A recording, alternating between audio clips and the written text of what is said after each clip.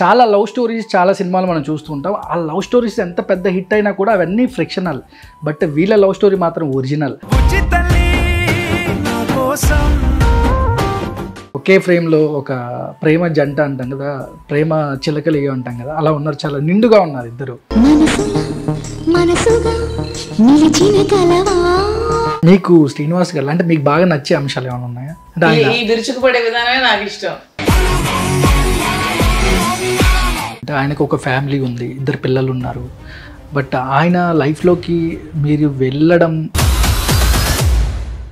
కుక్కలు మరుగుతూ ఉంటాయి, నేను పట్టించుకోను. ఒక 28 years అవుతుంది మీ పెళ్ళి. నేను చాలా బాగా చూసుకున్నాను, అది ఎక్కడో ఆయన రాంగ్ ట్రాక్లో వెళ్తున్నాడు అని తన ఆవేదన వ్యక్తం చేశారు. మరి తను చెప్పిన మాటలు మరికొన్ని గుర్తులేదు. పెళ్లి చేసుకునేటప్పుడు లుంగి షర్ట్తో వచ్చాడు. ఎవరైతే కష్టాల్లో ఉంటారో వాళ్ళ దగ్గర నేను ఉంటానని మీరు చాలాసార్లు చెప్పారు. బట్ అలాంటి కష్టం వచ్చిన మీ ఫ్యామిలీకి అంటే మీ వైఫ్కి మీరు ఎందుకు న్యాయం చేయలేకపోయారు సార్? కూడా న్యాయం చేయటం చేయకపోవటం అంటే ఉండదు. అంటే మీరు సర్ది చెప్పుకోలేకపోయారంటారా? కానీ మాధురి గారు ఏదో మాయ చేశారు మా వారిని అనేది ప్రధానంగా ఆరోపణ సార్. మాధురి మాయ చేయడానికి నేను చిన్నపిల్లని కాను. మీరే కావాలని వలేశారు అనేది ఎక్కువగా ఆరోపిస్తున్నారు. అదే అడుగుతున్నాను. I'm asking everyone why Srinivas గారిని వలేస్తే నాకు ఏం వస్తుంది ఆన్సర్ చెప్పండి అని అడుగుతున్నా. మీరు ఒక మంచి రీల్స్ చేస్తారు, ఏదైనా మంచి మంచి ఫొటోస్ చూసి చూడంగానే నచ్చేసావే, అడిగి అడగకుండా వచ్చేసావే. నీలి నీలి ఆకాశం ఇద్దామనుకున్నా. కింద కామెంట్స్ కూడా పెడుతూ ఉంటారు. ఇప్పుడు తగ్గాయిలే, మీరు ఆన్సర్ చెప్పారు కాబట్టి తగ్గాయి. తగ్గకపోయినా ఐ డోంట్ కేర్. మేము భార్యాభర్తలమే, దీన్ని ఎవడు కామెంట్ చేయడానికి వీలు లేదు. చేసినా సరే నేను ఊరుకోను.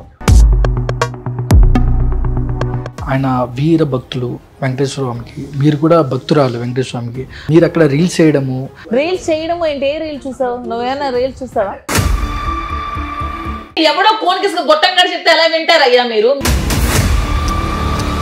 మీరు పవన్ కళ్యాణ్ గారి ఫ్యామిలీ మీద కూడా ఆ రోజు మీరు మాట్లాడిన మాటలు కాబట్టి చెప్తున్నా. అంటే ఆయన కూడా అన్నాను 3 పెళ్లిళ్ళు 2 పెళ్లిళ్ళు, కానీ మీరు అలా మాట్లాడడం కరెక్టే అంటారు. వైసీపీ నా కొడకల్లారా, వైసీపీ వాళ్ళు చేతికి అందని దూరం వస్తే కొట్టి పడేస్తానన్నప్పుడు మేము నోళ్ళు మూసుకుంటాం అనుకుంటున్నారు అంటాం.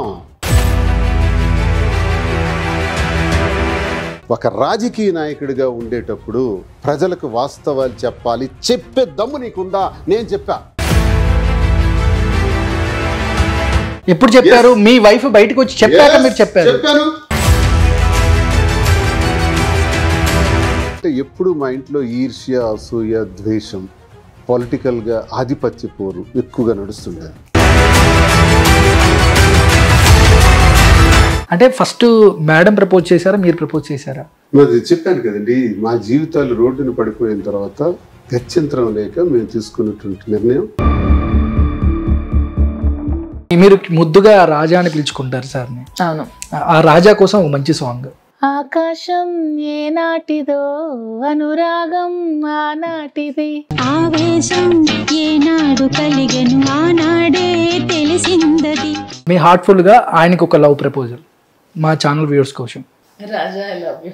నిజమేనే చెబుతున్నా జానే జానా. నేను ఫైర్ అయితే మాధురి ఇంకొక fire, we both are double fire.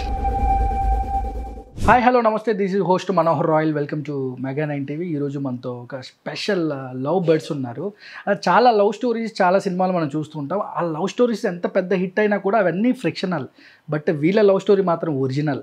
వాళ్ళే మన దువ్వాడ శ్రీనివాసులు అండ్ దివ్యల మాధురి గారు మనతో ఉన్నారు. వాళ్ళిద్దరి లవ్ స్టోరీ అవ్వచ్చు, లేకుంటే ఎక్కడ కనెక్ట్ అయ్యారు, లేదంటే వాళ్ళ పొలిటికల్ ఎజెండా అంటే మన శ్రీనివాసులు గారి పొలిటికల్ రూట్ కానీ, ఆ తర్వాత ఇప్పుడు మాధురి గారు కొత్తగా శారీస్ బిజినెస్ ఒకటి పెడుతున్నారు. దాని గురించి అంటే ఎన్నో ఇంకా మీకు కొన్ని తెలియని విషయాలు కూడా ఇంటర్వ్యూలో వాళ్ళ ద్వారా అడిగి తెలుసుకునే ప్రయత్నం చేద్దాం. హాయ్ సార్, ఎలా ఉన్నారు?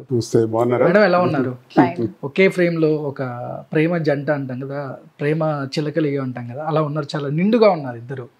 సార్ ఎలా అనిపిస్తుంది సార్? అంటే ఇప్పుడు హైదరాబాద్కి షిఫ్ట్ అయ్యారు, ఎలా అనిపిస్తుంది సార్ అక్కడి నుంచి మీ నియోజకవర్గం నుంచి ఇక్కడ దాకా? హైదరాబాద్ షిఫ్టింగ్ కాదండి, కాన్స్టిట్యున్సీ అన్నది టెక్కలి కాన్స్టిట్యున్సీ, శ్రీకాకుళం జిల్లా రాజకీయాలు, ఏపీ పాలిటిక్స్లో కీలకంగా ఉన్నటువంటి నేను అక్కడ ఉంటూనే ఇక్కడ బిజినెస్ విస్తరించాలని ఆలోచించాం. నాది యాక్చువల్లీ గ్రానైట్ బిజినెస్. మైనింగ్లోనే ఒక 25 years నుంచి మైనింగ్లో ఉన్నాను. మైనింగ్ ఎలాంటిదంటే అది కూడా వరల్డ్ క్లాస్ వ్యాపారం చేశాను నేను. ఐకాన్ బ్రౌన్ క్వారీ ఓనర్గా చాలా మంచి బిజినెస్ చేశాను, బాగుంటుంది. కానీ గవర్నమెంట్ ఉండేటప్పుడు అలా ఉంటుంది. గవర్నమెంట్ లేకపోతే దానిపైన దాడులు బాగా ఇబ్బందులు ఉంటాయి సార్, చాలా ఇబ్బందులు ఉన్నాయి. సో ఆ ఇబ్బందులన్నీ ఎదుర్కొని ఆ మైనింగ్ బిజినెస్లో నలిగిపోయాం. ఇంచుమించు 60 crores లాస్లో ఉన్నాను. ఈ గవర్నమెంట్ వచ్చిన తర్వాత ఆ మైనింగ్ అంతా సడన్గా ఆపేయటం వల్ల, పెర్మిట్లు ఇవ్వకపోవటం వల్ల 61 crore లాస్లో ఉన్నాను. సో ఈ లాసెస్ ఇలా పెడితే ఒకవైపు రాజకీయం అన్నది ఒక ఊపిరిగా తీసుకున్నాం. జీవితంలో, దైనందిన జీవితంలో ప్రధాన అంశం ఏంటంటే మాకు రాజకీయం. ఈ రాజకీయంలో వస్తున్నటువంటి ఇబ్బందుల్ని ఎదుర్కోవాలంటే వ్యాపారాలు కోల్పోతున్నాం. మరి వ్యాపారం చేయాలి, ఏం చేయాలి? ఏదైనా ఒక మంచి బిజినెస్ చేయాలి అంటే మాధురికి ఫ్యాషన్ పట్ల చాలా ప్యాషన్. సారీస్లో కానీ వాటి కలెక్షన్స్లో కానీ చూస్తున్నాం సార్, ఇన్స్టాగ్రామ్లో, యూట్యూబ్లో ఎక్కడ చూసినా మాధురి గారి వీడియోస్, మీ వీడియోస్ వైరల్ అవుతున్నాయి. వాటి కలెక్షన్స్లో కానీ చాలా అనుభవం ఉంది.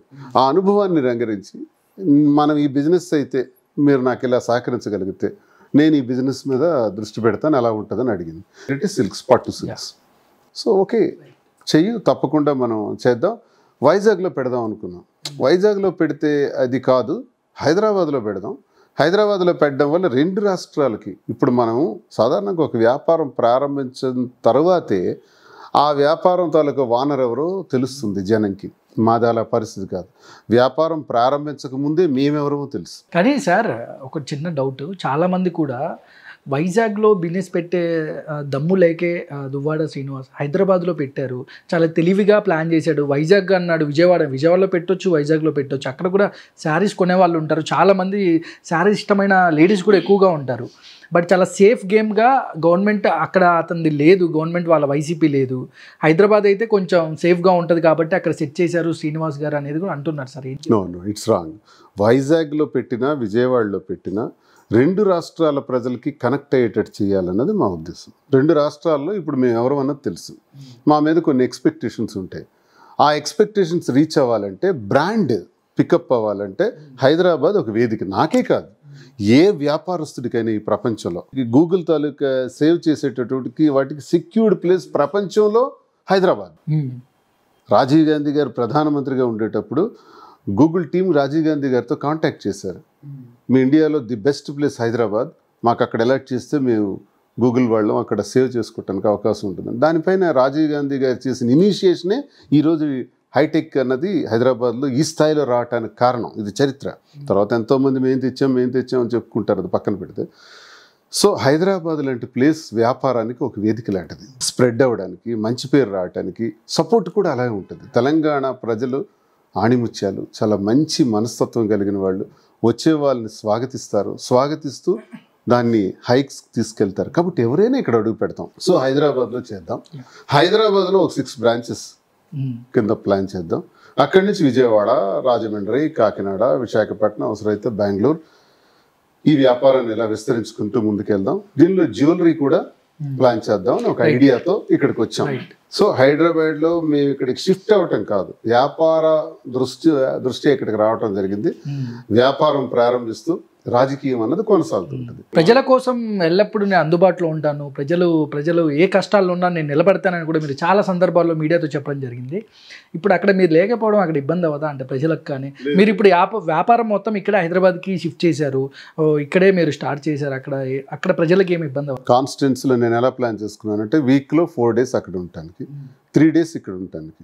మాధురి ఇక్కడ ఉంటారు. అవసరమైతే వీక్ అంతా కూడా అక్కడే ఉంటాను. తను వస్తుంటారు, వెళ్తుంటారు. అవసరమైతే నేను వస్తుంటాను, వెళ్తుంటాను. ఇలా ప్లాన్ చేసుకున్నాం. ఈ వ్యాపారంలో ఎక్కడా కూడా రాజకీయం దెబ్బతినకూడదు, ప్రజల నుంచి దూరం కాకూడదు అన్నది మా ప్రధానమైనటువంటి నిర్ణయం. అది మాకు దైనందిన జీవితం, మా ఊపిరి లాంటిది. అలాగే వ్యాపారం కూడా అలాగే చేయాలి, కంటికి రెప్పలా కాపాడుకోవాలి. ఆ వ్యాపారాన్ని కూడా చాలా బాధ్యతతో చేయాలి. ఆ ఉద్దేశంతోనే హైదరాబాద్లో పెట్టుకున్నాం. 2 కూడా బ్యాలెన్స్ చేస్తామండి. పెద్ద ఏముంది, మాకు శ్రీకాకుళం నుంచి ఇక్కడ రావాలంటే just 2 hours, flight journey 40 minutes, car journey 2-3 hours ఇక్కడ ఉంటాం, చూసుకుంటాం, మళ్ళీ ఈవినింగ్ వెళ్ళిపోతాం. మళ్ళీ రావాలంటే వస్తుండే పెద్ద పనేం కాదు. సార్ మీ లైఫ్లోకి మాధురి గారు రావడం అంటే ఎలా అనిపిస్తుంది సార్ సిచ్యువేషన్? అంటే మీరు ఇప్పుడు మాధురి గారు మీ బాగోగులు చూసుకోవడం అంటే ఈ లైఫ్ కొత్తగా ఎలా అనిపిస్తుంది? ఐ ఫీల్ వెరీ హ్యాపీ అండి. నాకు వివాహం 28 సంవత్సరాలు అయింది, రాజకీయ జీవితం 25 సంవత్సరాలు అయింది. నిరంతరం కుటుంబ జీవితంలో ఒడిదుడుకులే. బయట చాలా అగ్రెసివ్గా ఉండే పొలిటీషియన్గా నాకు పేరుంది. ఏదైనా స్ట్రైట్గా అడుగుతాను, భయపడాల్సిన అవసరం లేదు. ఎవరినైనా సరే ప్రశ్నిస్తాను, ప్రజా గొంతై మాట్లాడతాను. ప్రజల కోసం అవసరమైతే ఉద్యమాలు చేశాను, పోరాటాలు చేశాను, ప్రాంతాలను కాపాడుకున్నాం, చిత్తడి నేలలు కాపాడుకున్నాం. రైతుల్ని, మత్స్యకారులకి అక్కడ ఒక థర్మల్ పవర్ ప్లాంట్ పెడితే వాటికి వ్యతిరేకంగా ఉద్యమాలు చేసి జైళ్ళకి వెళ్ళాం. 1600 మంది ముద్దాయిలం. 18 కేసులు నా పైన పెట్టారు, 7 మర్డర్ కేసులు పెట్టారు. ఇన్ని ఎదుర్కొంటూ నా 25 ఏళ్లలో 18 సంవత్సరాలు అపోజిషన్ పాత్రే పోషించాను. ఇన్ని చేసి కూడా ఇంట్లో నాకు సుఖం లేదు. ఎందుకంటే ఎప్పుడు మా ఇంట్లో ఈర్ష్య, అసూయ, ద్వేషం, పొలిటికల్గా ఆధిపత్య పోరు ఎక్కువగా నడుస్తుండే. ఒక 28 years అవుతుంది మీ పెళ్ళి. సార్ అవతల వాణి గారు కూడా ఒకటే చెప్తున్నారు, అంటే ఇది కావాలని ఆయన చుట్టూ కొంతమంది వాళ్ళు ఆయన బ్రెయిన్ని వాష్అవుట్ చేసి ఇలా చేశారు తప్ప నేను చాలా బాగా చూసుకున్నాను, అది ఎక్కడో ఆయన రాంగ్ ట్రాక్లో వెళ్తున్నాడు అని కూడా చాలా మీడియా ముందు తన ఆవేదన వ్యక్తం చేశారు. తను కూడా చాలా సందర్భాలు కూడా చెప్పారు, ఇది కావాలని మా వారిని ఎవరో మిస్ మ్యాచ్ చేస్తున్నారు అనేది. మరి తను చెప్పిన మాటలు మరికొన్ని గుర్తులేదా? లుంగి షర్ట్ గాడు, వాడి బ్రతుకెంత, వాడి స్థాయి ఎంత, పెళ్లి చేసుకునేటప్పుడు లుంగి షర్ట్తో వచ్చాడు, వాడి అమ్మకు యూస్లెస్ ఫెలో, వాళ్ళ తమ్ముళ్ళు ఒక వెధవలు, వాడి టెక్కల్లో ఉండకూడదు, టెక్కల నుంచి ఎక్కడైనా పోవచ్చు, ఏ ప్రాంతంలోనైనా ఉండొచ్చు, ఇక్కడ మాత్రం ఉండటానికి వీలు లేదు, ఎలా ఉంటాడో చూస్తాను, ఈ మాటలు కూడా ఆడారు కదా. ఇప్పుడు ఒక ఫ్యామిలీలో గొడవలు అంటే జరుగుతూ ఉంటాయి, అందరి ఫ్యామిలీలో ఉంటాయి, మధ్య ఉండాలి, అంటే ఒక బ్లాస్ట్ అయినప్పుడే ఒక మహిళ ఎన్నో ఇయర్స్ నుంచి లోపల ఆవేదన చెంది ఒక్కసారిగా బ్లాస్ట్ అయితే అలాగ ఉంటుంది అనేది కూడా వాళ్ళ సైడ్, వాళ్ళ ఇన్సైడ్ అంటే వాళ్ళు చెప్తున్న అంశం. ఎన్నో అంటే మిమ్మల్ని చూసి విసుగు వచ్చి ఇంకా మీడియాతో మాట్లాడుతున్నా అనేది కూడా పోయింది. అప్పుడే పోయింది. మీడియాతో మాట్లాడితే మీడియా ఏం చేస్తారు? అధిష్టానం ముందు వీళ్ళందరి ముందు గగ్గోలు పెట్టి నా భర్త గురించి కాపాడండి, నా భర్త పరిస్థితులు, మా కుటుంబాన్ని నిలబెట్టండి అని అడగలా. నాకు టికెట్ ఇవ్వండి అని అడిగారు అధిష్టానానికి. నీకు భర్త కావాలా, టికెట్ కావాలా? ఒకవేళ నేను రాంగ్ అయితే, భర్తే ఎదవైతే నిజంగా ఆమెన్నట్టే నేను కరెక్ట్, అదే భర్త కోసం పనిచేసి అదే భర్త కోసం కొన్ని ఇయర్స్ తిరిగిందని కూడా చెప్తుంది కదా. ఇప్పుడు మీ కొన్ని సంవత్సరాలు మీ గెలుపు కోసం అంటే మాకు టికెట్ ఇస్తానన్నా కూడా నాకు వద్దు, నా భర్తకే టికెట్ కావాలి అని కూడా చాలా ఇయర్స్ మేము కష్టపడి తిరిగి మా వారిని గెలిపించుకున్నాము.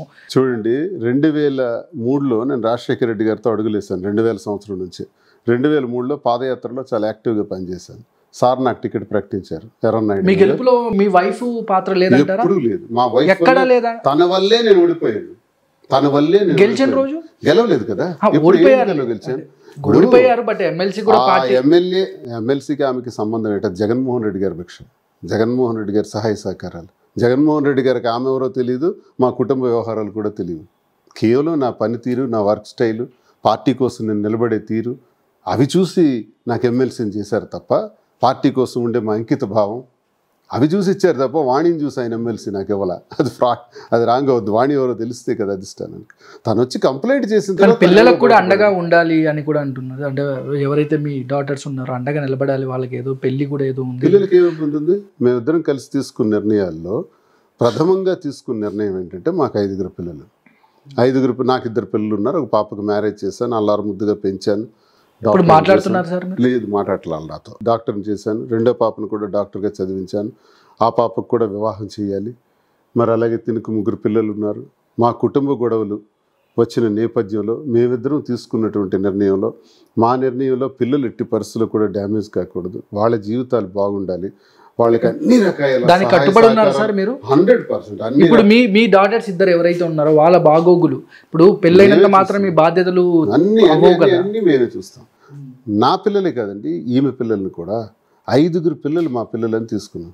మా ఇద్దరికి బాధ్యతగా ఉన్న 5 పిల్లల తాలూకా పూర్తి బాధ్యతలు, వాళ్ళ చదువులు, వాళ్ళ వివాహాలు, వాళ్ళ జీవితాలు, వాళ్ళ ఫినాన్షియల్ స్టేటస్ అంతా సమకూర్చే బాధ్యత మా ఇద్దరిది. నెంబర్ 1. నెంబర్ 2, ప్రజలే ఊపిరిగా బ్రతుకుతున్నటువంటి మాకు ఆఖరి క్షణం కూడా మా ఊపిరి ప్రజలే. ఆ ప్రజల కోసం పనిచేయటం 2వ బాధ్యత. ఈ 2 బాధ్యతలు సక్రమంగా నెరవేరాలి అంటే మంచి వ్యాపారాలు చేయాలి. అందుకే వ్యాపార రంగంలో అడుగు పెడుతూ ఆ 2 బాధ్యతల నిర్వహణే బాధ్యతగా మేము తీసుకున్నాం. మా వల్ల పిల్లలకి అన్ని రకాలైన మేళ్ళు జరుగుతాయి. పిల్లలకి ఏ నష్టం జరగదు, జరగనివ్వం. ఎవరైతే కష్టాల్లో ఉంటారో వాళ్ళ దగ్గర నేను ఉంటానని మీరు చాలాసార్లు చెప్పారు. బట్ అలాంటి కష్టం వచ్చిన మీ ఫ్యామిలీకి, అంటే మీ వైఫ్కి మీరు ఎందుకు న్యాయం చేయలేకపోయారు సార్? ఇంటి గొడవని న్యాయం చేయటం చేయకపోవటం అంటే ఉండదు. అంటే మీరు సర్ది చెప్పుకోలేకపోయారంటారా? ఈ పాతి అలా కాకపోతే 28 సంవత్సరాలు ఎందుకు ఉంటాం? 28 సంవత్సరాలు ఒక ఇంట్లో ఎందుకు ఓర్పు వహించాను? ఎందుకు బయట పెట్టలేదు నేను? మా ఇంట్లో ప్రతిరోజు గొడవలే ఉంటాయి, ప్రతిరోజు ఆధిపత్య పూరే ఉంటుంది. నేను ఎప్పుడు బయట చెప్పుకోలేదు. తనొచ్చి కార్యకర్తలకి, ప్రజలకి, అధిష్టానానికి చెప్పిన తర్వాత నేను బయట మాట్లాడాల్సి వచ్చింది. మాధురిని రాజకీయాల్లోకి మేమే తీసుకొచ్చాం. మాధురికి విమెన్లో మంచి ఫాలోయింగ్ ఉంది, మంచి స్ట్రెంగ్త్ ఉంది, సర్వీస్ మైండ్ ఉంది. ఒక భరతనాట్యం స్కూల్ పెట్టి ఉచితంగా పెడుతున్నారు, ఎంతోమందికి సేవ చేసింది. ఇలాంటి అమ్మాయి పార్టీలో ఉంటే ఇంకా మనకు ఓట్ బ్యాంక్ పికప్ అవుతుంది, తెచ్చిపెట్టాం. 28 సంవత్సరాల్లో ఏ మహిళ పైన కూడా నా మీద లేని అపోహలు, ఎంతోమంది మహిళలు నా దగ్గరికి వచ్చారు, వెళ్ళారు, పనులు చేయించుకున్నారు. వాళ్ళెవ్వరి మీద కూడా ఎటువంటి ఇబ్బందులు రానిటువంటి ఈ పరిస్థితులు 28 ఏళ్ల తర్వాత, 25 సంవత్సరాల రాజకీయ తర్వాత మాధురికి నాకు ఎందుకు లింక్ పెట్టాలి? మాధురి కూడా ఒక రాజకీయాల్లో పనిచేయటానికే ఆమెకు తీసుకొచ్చాం, వచ్చారు, చేస్తున్నారు. కానీ ఒక స్వార్థంతో ఈ 2 కలిపి మనం ప్రచారం చేస్తే ఆ టికెట్ నాకు వస్తుంది, ఆ టికెట్ నాకు కావాలి అన్నటువంటి ధ్యేయంతో ఆమె చేసిన ఎత్తుగాడు. ఎందుకంటే నేను అంటాను, నిజంగా శ్రీనివాస్ నా భర్త నాకు దూరం అవుతున్నాడు, లేకపోతే మా కుటుంబం నుంచి దూరం అవుతున్నాడు, మాధురి వల్ల మా కుటుంబం నష్టపోతుందని వాణి ఆశించుంటే, అనుకుని ఉంటే, ఆమె ఫైట్ ఏ పాయింట్ మీద ఉండాలి? నా భర్తే నాకు కావాలన్నాను. అలా ఎప్పుడు అనలేదే. ఎమ్మెల్యే టికెట్ కావాలన్నారు, లేకపోతే మాకు విడాకులు ఇచ్చేయండి అన్నారు, లేదా నేను ఆత్మహత్య చేసుకుంటానన్నారు. ఇదా గొడవ వస్తే 4 వాల్స్ మధ్య డిస్కస్ చేయాలి, సెకండ్ స్టెప్ పెద్ద మనుషులకు చెప్పాలి. ఇదేది లేకుండా మీడియాను పట్టుకుని నా మీదకి వస్తే, మీడియా వల్ల, పబ్లిక్ తెలియటం వల్ల ఈ గొడవకు పరిష్కారం వస్తుందా? అంటే మీరు ఇంట్లోకి రానివ్వలేదు, గేట్లు వేసారు, మమ్మల్ని బయట నన్ను బయటకి, ఇది మీరు కూర్చొని మాట్లాడదాం అన్న టైంలో మీరు డోర్లు వేయడము, మీ ఇంటి బయట వాళ్ళు ఉండడము, ఆ ఇష్యూ చాలా పెద్దది. అప్పుడు మీడియా వల్ల న్యాయం జరుగుతుందా? అంటే న్యాయం జరుగుతుందా? పెద్ద మనుషుల వల్ల జరుగుతుందా? అది మీరు చెప్పాలి కదా సార్. కుటుంబ సభ్యుల వల్ల జరుగుతుంది. 100% నలుగురు కూర్చున్నప్పుడు అవుద్ది. అది 4 కోట్ల మధ్య ఎందుకు? ప్రజలు ఎందుకు? కార్యకర్తలు ఎందుకు? వీళ్ళందరూ ఎందుకు? తెలుగుదేశం పార్టీ సపోర్ట్ ఎందుకు? అచ్చెన్నాయుడు సపోర్ట్ ఎందుకు? వీళ్ళందరూ దేనికి? పోలీసు ఎందుకు? ఓడిపోయిన తర్వాత పోలీసు ఎలా వచ్చారు అక్కడికి ఆమెకు సపోర్ట్గా? అధికార పార్టీ సపోర్టే కదా, ఆ సపోర్ట్తోనే కదా ఇవన్నీ జరిగాయి. గొడవ ఇప్పుడు కాదండి, ఎన్నో సంవత్సరాలు జరుగుతున్న గొడవ. 2021 నుంచి ఈ గొడవలు జరుగుతున్నాయి. 22లో కూడా జరిగాయి. 23లో నాకు టికెట్ అనౌన్స్ చేశారు. ఉత్తరాంధ్రలో ఫస్ట్ టికెట్ నాదే అనౌన్స్ చేశారు. 23వ సంవత్సరం ఏప్రిల్ 19 టికెట్ అనౌన్స్ చేయడానికి ముందు 4 సార్లు అధిష్టానం సర్ది చెప్పింది మా కుటుంబ వ్యవహారాలని. అప్పటికీ ఆమె గొడవ పడితే 5వసారి ఆఖరికి నా టికెట్ కన్ఫర్మ్ చేశారు. 5వసారి నా టికెట్ కన్ఫర్మ్ చేసిన తర్వాత మళ్ళీ గొడవ పెట్టింది. గొడవ పెట్టిన తర్వాత నేనే అధిష్టానానికి చెప్పాను, ఈ టికెట్ నాకు వద్దు, ఆమెకి ఇచ్చేయండి అని చెప్పి నేను 100 మెట్లు కిందకి దిగిపోయాను. ఇంకేం కావాలి? మరి అప్పుడు ఏం చేశారు? ఇంటికి తాళం వేసేసారు.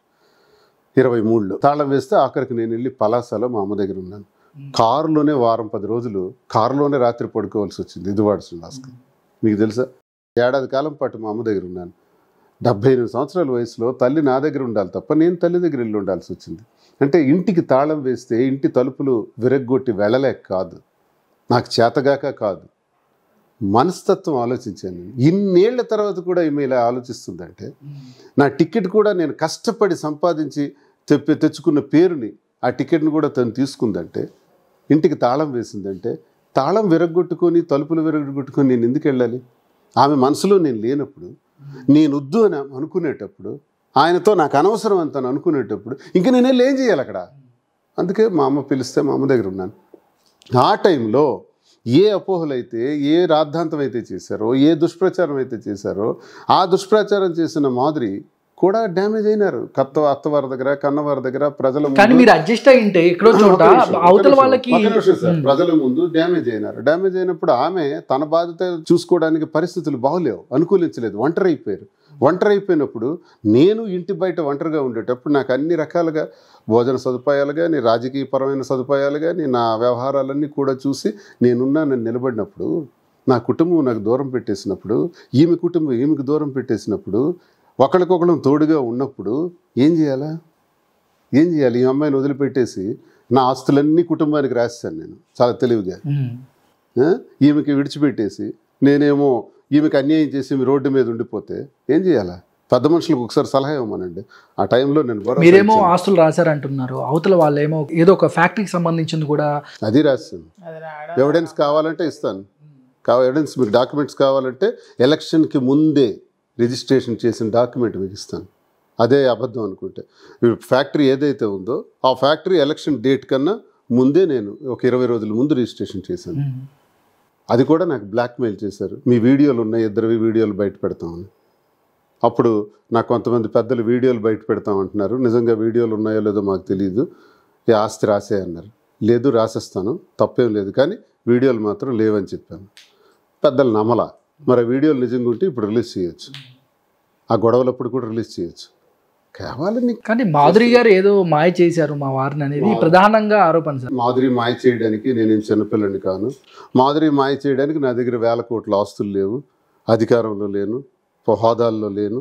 నేను ఆస్తులన్నీ రాసేసి రోడ్డును పడ్డ ఒక మనిషిని, అంతే తప్ప నా దగ్గర ఏమీ లేవు. నా కోసం ఆమె బ్లాక్మెయిల్ చేయడానికి. నా వయసు 58 సంవత్సరాలు, ఆ 34, 35 సంవత్సరాలు. ఏమవసరం ఉంది నాతో చెప్పమనండి ఎవరికైనా? ఏ అవసరంతో నా దగ్గరికి ఆమె రావాలి? నాకు సేవ చేయాలి, సర్వీస్ చేయాలి తప్ప, తనకు నా వల్ల ఇంక ఎక్స్ట్రా బాధలు పడాలి తప్ప తనకేం ప్రయోజనం లేదు. లేదా ఎంత ఆస్తుందా? రేపు వైసీపీ గెలిస్తే అధికారంలో మీరు ప్రస్తుతం లేదు కదా, భవిష్యత్తు ఎందుకు? తనే కావాలనుకుంటే తనే రాజకీయాల్లోకి రావచ్చు కదా, తనే డైరెక్ట్గా వెళ్ళి కష్టపడవచ్చు కదా, నన్ను ఎందుకు పట్టుకోవాలి? ఇవన్నీ రాంగ్. చాలా స్మార్ట్ గా ఆన్సర్లు ఇస్తున్నారు దువ్వాడ శ్రీనివాస్ గారు ఈ రోజు. చాలా స్మార్ట్ గా ఉన్నారు. ఇంకోటి దువ్వాడ శ్రీనివాస్ గారు ఫ్యాక్ట్స్ ఏంటి దాచాలంటే మాధురి ఎవరో నాకు తెలియదు అంటాను. అది స్మార్ట్ ఆన్సర్ అవుతుంది, ఇది ఫ్యాక్ట్ ఆన్సర్ అవుతుంది. నాకు మాధురి తెలియదండి అంటాను. ఇక్కడ మీరు కనబడతారు తెలియదు అంటాను. తను కూడా అడిగితే నాకెవరో శ్రీనివాస్ తెలియదు అంట. అందరు చేస్తుంది అదే. ఈ విమర్శలు చేసే విమర్శలు వాళ్ళందరూ అదే చేస్తున్నారు. వాళ్ళకి ఇన్ని ఉంటాయి మచ్చలు. నాకు తెలియదు నేను జెన్యూన్ స్వర్గం నుంచి. మంచి మాట చెప్పారు సార్, మంచి మాట చెప్పారు. వాళ్ళకి ఎన్నో మచ్చలు ఉంటే మనం వాళ్ళని అంటూ ఉంటాం. 100% సార్, మంచి మాట చెప్పారు సార్. ఒక చిన్న లైన్ సార్, మీరు పవన్ కళ్యాణ్ గారి ఫ్యామిలీ మీద కూడా ఏది బిఫోర్ ఎలక్షన్స్ అప్పుడు ఏదైతే మీరు వైసీపీలో ఉన్నప్పుడు కూడా కర్మ ఈజ్ ఏ బూమరాంగ్ అంటారు. మీరు పవన్ కళ్యాణ్ గారిని కూడా అంటే ఆ రోజు మీరు మాట్లాడిన మాటలు కాబట్టి చెప్తున్నా, అంటే ఆయన్ని కూడా అన్నాను 3 పెళ్ళిళ్ళు 2 పెళ్ళిళ్ళు అంటే పాలిటిక్స్కి పర్సనల్ లైఫ్కి సంబంధం లేదనేది మళ్ళీ మీరైతే వచ్చి మీడియా ముందు కూడా మాట్లాడారు. కానీ మీరు అలా మాట్లాడడం కరెక్టే అంటారా? బూమరాంగ్ అయిపోవడానికి పవన్ కళ్యాణ్ దేవుడు కాదండి. After all human being like us. అంత సీన్ లేదు. పవన్ కళ్యాణ్ ఒక వివాహం అంటే కామెంట్స్ కానీ కింద అంటే వాళ్ళ సైడ్ నుంచి అంటామండి. ఇప్పుడు ఏం పోయింది అంటాం. ఆ రోజు అలా అన్నా నా జీవితంలో ఇలా మారింది, నేను చేసుకున్నాను. వాట్స్ రాంగ్ అంటే అనకూడదా? నీ ఒక రాజకీయ నాయకుడిగా రాజశేఖర రెడ్డి గారిని పంచలోడు కొడతామని విమర్శించినప్పుడు, మంత్రులకు చెప్పులు చూపించి చెప్పించి కొడతానని అనేటప్పుడు, నువ్వెంత నీ బ్రతికెంత అని మా నాయకుడు జగన్మోహన్ రెడ్డిని విమర్శించినప్పుడు, వైసీపీ నా కొడకల్లారా, వైసీపీ వాళ్ళు చేతికి అందని దూరం వస్తే కొట్టిపడేస్తానన్నప్పుడు మేము నోళ్ళు మూసుకుంటాం అనుకుంటున్నారా? అంటాం. తప్పే ఉంది. అంటే పర్సనల్ లైఫ్ కి ఇప్పుడు మీరు మీ లైఫ్ లో వచ్చింది, లైఫ్ లో జరిగింది ఫ్యాక్ట్స్ చెప్పాను. అంటే పవన్ కళ్యాణ్ గారు జగన్మోహన్ రెడ్డి గారు పర్సనల్ లైఫ్ మాట్లాడలేదని కూడా అంటున్నారు తప్ప పవన్ కళ్యాణ్ లైఫ్ గురించి ఎప్పుడైనా చెప్పాడా? మొదటి భార్య విశాఖపట్నం, ఓకే అయిపోయింది, విడాకులు ఇచ్చేసినారు. రెండో భార్య రేణుకా దేశాయికి వివాహం చేసుకున్నారు. రేణు దేశాయికి వివాహం చేసుకున్న తర్వాత 3వ వ్యక్తితో ప్రెగ్నెన్సీ వచ్చింది. ఈ మాట నేను అడగల, రేణు దేశాయి అడిగారు. నాతో వివాహ బంధంలో ఉండగానే 3వ వ్యక్తికి ప్రెగ్నెన్సీ వచ్చిందని అంటే అక్కడికి 6 నెలల తర్వాత డివోర్స్ అయింది. ఓకే, ఇవన్నీ రేణు దేశాయి చెబితే మనకు తెలిసాయి. రేణు దేశాయి చెప్పారు కాబట్టి ఈ మాటలు ఆవిడని కూడా ట్రోల్ చేసి పడేసినారు. ఎవరు? ఈ పవన్ కళ్యాణ్ ఫ్యాన్స్ అంట, ఆమెను కూడా ట్రోల్ చేసి పడేశారు. నేను అన్నది ఏంటంటే, మొదట రేణు దేశాయి, 3వ అమ్మాయి నువ్వు చేసుకో. ఒక రాజకీయ నాయకుడిగా ఉండేటప్పుడు ప్రజలకు వాస్తవాలు చెప్పాలి, చెప్పే దమ్ము నీకుందా? నేను చెప్పా. ఎప్పుడు చెప్పారు? మీ వైఫ్ బయటకు వచ్చి చెప్పాక మీరు చెప్పారు. చెప్పాను, చెప్పకూడదు. జనాలకు తెలియదు. మీ ఊర్లో జనాలకు తెలుసు, బయట ఆగస్ట్ అనుకుంటాను, ఆగస్ట్ 8 ఆవిడ వచ్చాను, 9 నేను చెప్పాను. ఓకే, 1 డే గ్యాప్ లో చెప్పాను. నేనేమి గ్యాప్ తీసుకోలే, ఏ రహస్యం ఉంచలే. ఏం ఆ రోజు కూడా తెలియదు అని చెప్పొచ్చు. నాకేం సంబంధం లేదు. ఆయన అసలు ఆగస్ట్ ఏ ఇయర్ లో వచ్చింది? 2024 లో వచ్చింది. ఆమె 2023 లోనే డైవర్స్ అడిగింది ఇతనికి. ఓకే, ఇగోండి. మరి ఎందుకు వచ్చింది అప్పుడు? 2023 లో డైవర్స్ అడిగింది కదా, మరి 2024 లో ఎందుకు వచ్చింది మా ఇంటికి? డైవర్స్ కావాలని కోరుకుంది, మా ఇద్దరం ఒక దగ్గర ఉంటున్నామని తెలుసు, ఉండండి అని చెప్పింది, మాకు డబ్బులు ఇస్తే చాలు, మీ ఇద్దరు ఎలా పోయినా పర్వాలేదని చెప్పింది, అన్ని చెప్పి మళ్ళీ మా ఇంటి దగ్గరకు వచ్చింది. ఎందుకు వచ్చింది?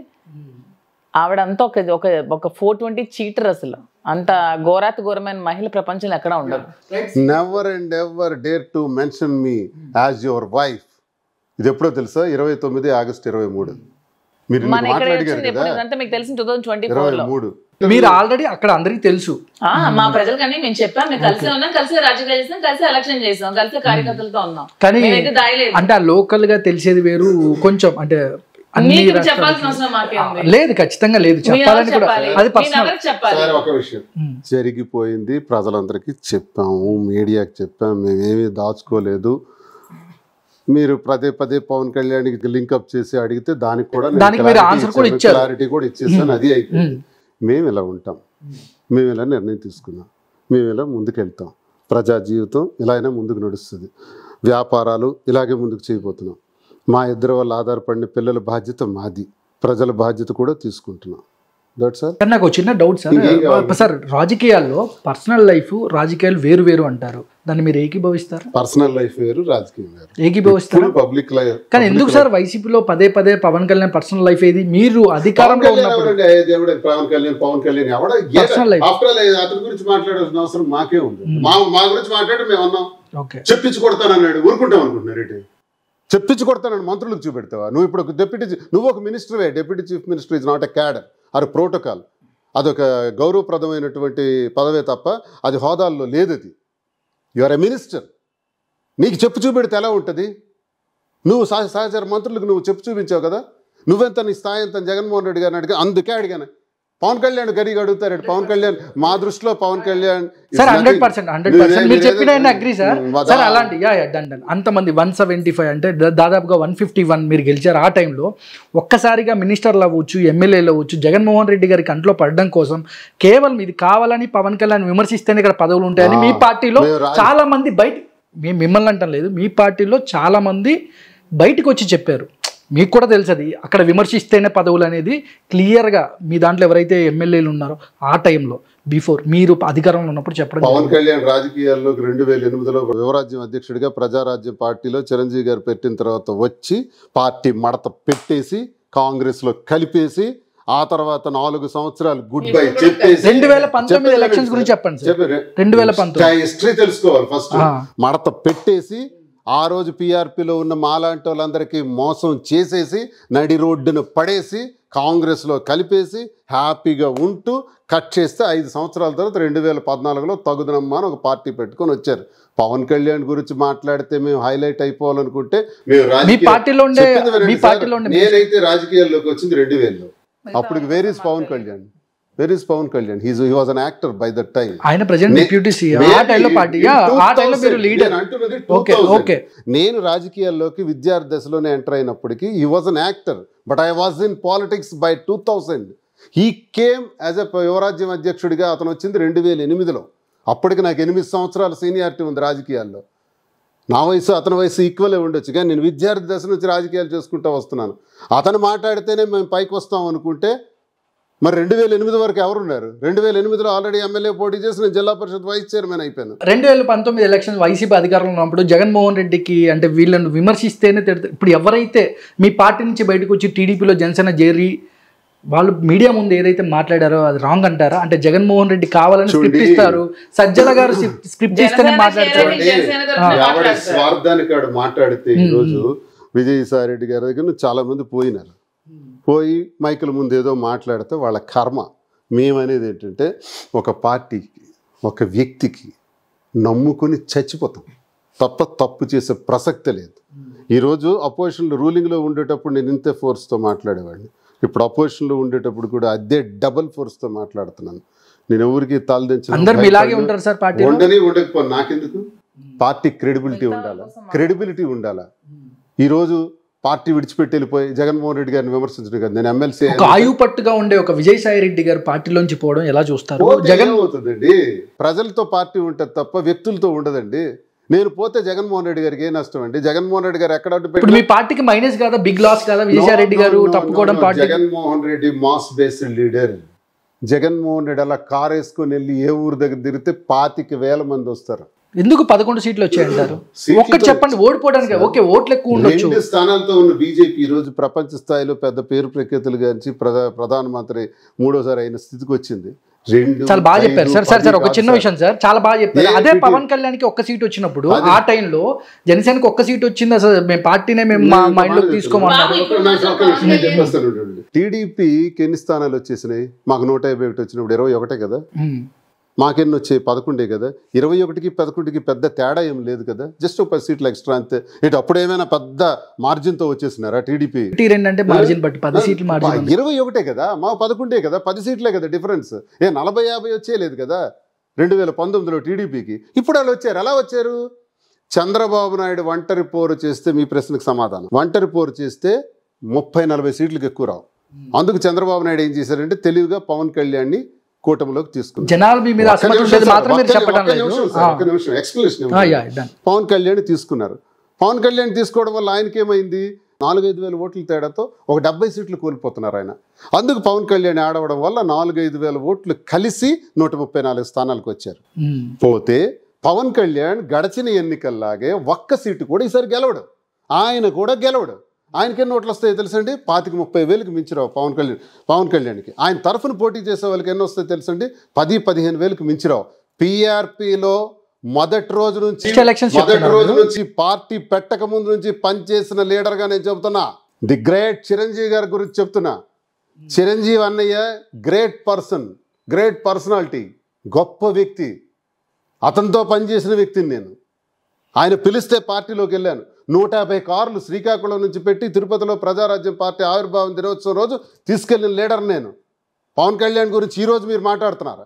ఆ రోజు చిరంజీవి గారు పార్టీలో పనిచేసిన రోజు పవన్ కళ్యాణ్ ఇంకా రాలేదు. ఆ తర్వాత అయ్యాడు యువరాజ్యం అధ్యక్షుడు. కానీ అంతకుముందు పార్టీ పెట్టకముందు నుంచి మేము పనిచేసిన వాళ్ళమే. ఎన్ని సీట్లు వస్తాయి, ఎన్ని ఓట్లు వస్తాయి నాకు తెలుసు. ఆనాడు 18 స్థానాలు వచ్చాయి చిరంజీవి గారి పేరుతో. 75 లక్షల ఓట్లు వచ్చాయి 2009లో. ఈరోజు ఎలా ఓట్లు వస్తాయో, ఎందుకు రావో, ఎందుకు వస్తాయో మాకు తెలియని లెక్కల. ఈరోజు ఒక స్థానం మాత్రమే 2019లో వచ్చిన పవన్ కళ్యాణ్ 2024కు వచ్చేటప్పుడు కూడా ఆ 10,000-15,000 జనసేన నుంచి పోటీ చేసే వాళ్ళకి వస్తాయి. ఆయనకు వస్తే 30,000 వస్తాయి. అందుకు ఆయన ఏం చేశాడంటే తెలివిగా, ఈసారి నేను ఒంటరిగా పోటీ చేస్తే నాకే రాదు, చంద్రబాబు నాయుడుతో చేయి కలిపితే నాకు ఒక 30-40 వేలు కలిసి వస్తాయని అనుకున్నారు. ఈరోజు జనసేనలో గెలిచిన 21 స్థానాల్లో కూడా 80% టీడీపీ ఓట్ బ్యాంక్, 20-25% మాత్రమే Janasena vote bank. Mind that. ఎవరికైనా విమర్శకులకి ఇది నేను తెలియజేస్తున్నాను. బీజేపీది ఏంటంటే బలం, కేంద్ర ప్రభుత్వం బలం. ఆ బలం అన్నది ఈ 2 పార్టీలకు పనికొచ్చింది. కాబట్టి 21 గెలిచామని చంకలు చరుచుకోవడం ఇంకా దమ్ముంటే మాలాగా ఇండివిజువల్గా పోటీ చేయమనండి. జగన్మోహన్ రెడ్డి గారు చూసారా, సింగిల్ ఫైట్, సింగిల్ లైన్లో వచ్చాడు. సింగిల్గా వచ్చాయి కాబట్టి 11 వచ్చాయి. కూడా వచ్చాం కదండి, 11 అంటారేంటి? సింగిల్ లైన్లో జైల్లో పెట్టేసినా కూడా కష్టపడి వచ్చి 3,648 కిలోమీటర్లు పాదయాత్ర చేసి కోటాను మందిని కలిసి 150 స్థానాలతో సింగిల్ హ్యాండ్తో కొట్టుకొచ్చాడు. 11 ఇప్పుడు పడ్డాం కదా, మళ్ళీ లేస్తాం. 2.0 లేస్తాం, లేచి పైకి వస్తాం. దమ్ముంటే మా పార్టీ లాగా, మా జగనన్న లాగా ఇండివిజువల్గా వాళ్ళు వస్తారా? చంద్రబాబు నాయుడు ఇండివిజువల్గా పోటీ చేయగలుగుతాడా? నెక్స్ట్ పవన్ కళ్యాణ్ ఇండివిజువల్గా పోటీ చేయగలుగుతారా? నెక్స్ట్ చెప్పమనండి. కలిసి సాధించిన విజయమే తప్ప పైగా అబద్ధాలు ఆడారు. సూపర్ 6 చెప్పారు. సూపర్ 6లో పెద్ద మోసం చేశారు, సూపర్ దగా చేశారు, సూపర్ చీటింగ్ చేశారు. జనం చూస్తున్నారు. అరే జగనేమో ఇంట్లో ఒక్కరికే అమ్మఒడి ఇచ్చారు 15,000. చంద్రబాబు వస్తే ఇంట్లో నాకు 3 పిల్లలు ఉన్నారు, ముగ్గురికి 3 15 45 పడతాయి అనుకున్నారు. రైతన్నకి 13,500 ఇచ్చాడు జగనన్న. అదే చంద్రబాబు నాయుడు వస్తే 20,000 వస్తామంటారని చూశారు. సార్ 100% మీరు చెప్పినట్టు జగన్మోహన్ రెడ్డి గారు చాలా చేశారు. మీరు ఏదైతే చెప్పారో అన్ని చేసిన జగన్మోహన్ రెడ్డికి జనాలు ఎందుకు సార్ అంతగా? అదే చెప్తున్నాను సార్, మీరు లీడర్లనే చెప్తున్నారు కానీ ప్రజల సైడ్ నుంచి ఏం మాట్లాడాలి? జగన్ ఉంటే ఒక్కడికే అమ్మఒడి ఇస్తాడు, రైతన్నకి 13,500 ఇస్తాడు, కానీ ఆయన 20,000 ఇస్తాడు. ఈయనేమో అందరి పిల్లలకి ఇస్తాడు. నిరుద్యోగులు మా ఇంట్లో ఉన్నారు, వాళ్ళకేమో 20 లక్షల మందికి 3,000 రూపాయలు చొప్పున ఇస్తాడు. అలాగే మహిళలు ఉన్నారు, 19 సంవత్సరాల నుంచి 59 సంవత్సరాల వరకు నెలకు 1,500 రూపాయలు ఇస్తాడు, 3 సిలిండర్లు ఇస్తాడు. నమ్మారు, మూలిగారు. ఈరోజు అంతా అయిపోయింది. ఏవి 1,500 రూపాయలు ప్రతి మహిళకి, ఏది 20,000 రైతన్నలకి ఇచ్చేది, ఏది ప్రతి బిడ్డకి ఇచ్చే అమ్మఒడి తల్లికి వందనం, ఏది 3 సిలిండర్లు. దాదాపుగా 1 year కూడా అవ్వలేదు సార్. 1 year కూడా అవ్వలేదు. ఆ నమ్మకంతోనూ ఆ ఆశ సార్, మీరు వస్తారు సార్, నాకు వెజిటేరియన్ భోజనం పెడతామంటారు సార్, ఆయన వస్తాడు సార్, నాకు ఎన్వీతో భోజనం పెడతామంటారు సార్, నా మైండ్ అటు వెళ్ళిపోతుంది సార్.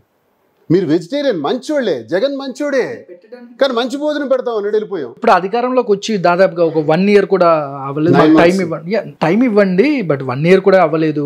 మీరు టైం ఇవ్వకముందే ఒకేసారిగా ప్రభుత్వాలు ఇలా వైఫల్యం చేసిందని మీ వైసీపీ నుంచి మాట్లాడారు.